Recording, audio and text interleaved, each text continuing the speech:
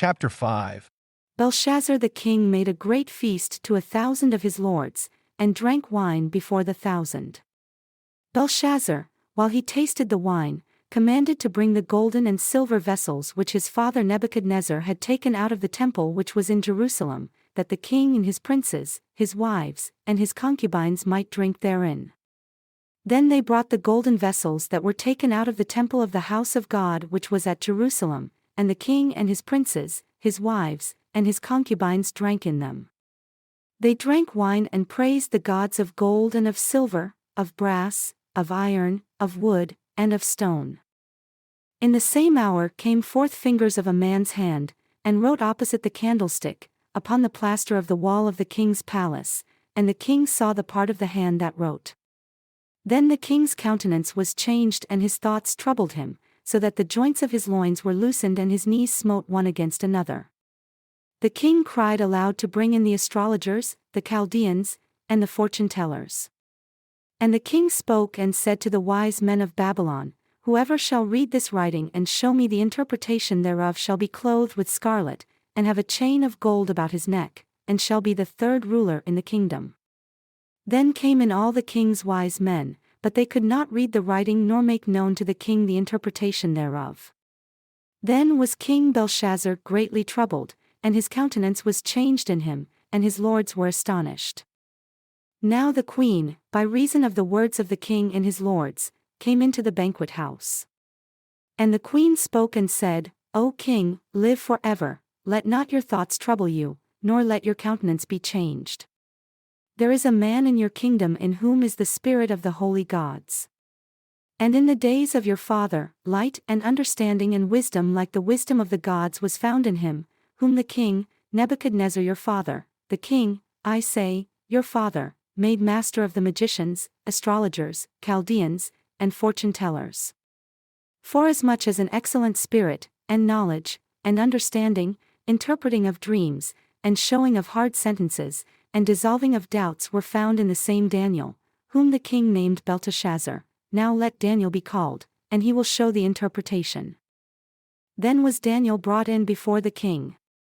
And the king spoke and said unto Daniel, Are you that Daniel who are of the children of the captivity of Judah, whom the king my father brought out of Jewry? I have even heard of you, that the spirit of the gods is in you, and that light and understanding and excellent wisdom is found in you. And now the wise men, the astrologers, have been brought in before me, that they should read this writing and make known unto me the interpretation thereof, but they could not show the interpretation of the thing. And I have heard of you, that you can make interpretations and dissolve doubts. Now if you can read the writing and make known to me the interpretation thereof, you shall be clothed with scarlet and have a chain of gold about your neck, and shall be the third ruler in the kingdom. Then Daniel answered and said before the king, Let your gifts be to yourself and give your rewards to another, yet I will read the writing unto the king and make known to him the interpretation. O you king, the Most High God gave Nebuchadnezzar your father a kingdom, and majesty, and glory, and honor. And for the majesty that he gave him, all people, nations, and languages trembled and feared before him, whom he wished, he slew, and whom he wished, he kept alive, and whom he wished, he set up, and whom he wished, he put down. But when his heart was lifted up and his mind hardened in pride, he was deposed from his kingly throne, and they took his glory from him, and he was driven from the sons of men, and his heart was made like the beasts, and his dwelling was with the wild asses.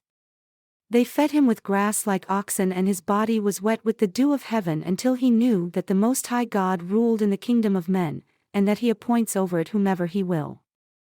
And you, his son, O Belshazzar, have not humbled your heart, though you knew all this, but have lifted up yourself against the Lord of heaven.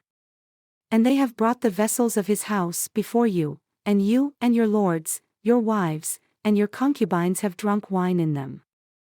And you have praised the gods of silver and gold, of brass, iron, wood, and stone, which see not, nor hear, nor know. And the God in whose hand your breath is, and whose are all your ways, you have not glorified.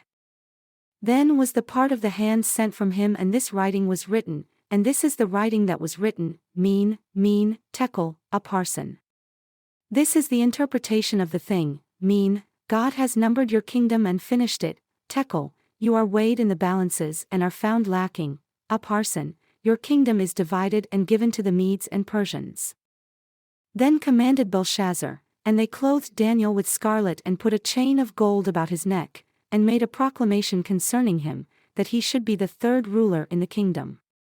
In that night was Belshazzar the king of the Chaldeans slain, and Darius the Median took the kingdom, being about 62 years old.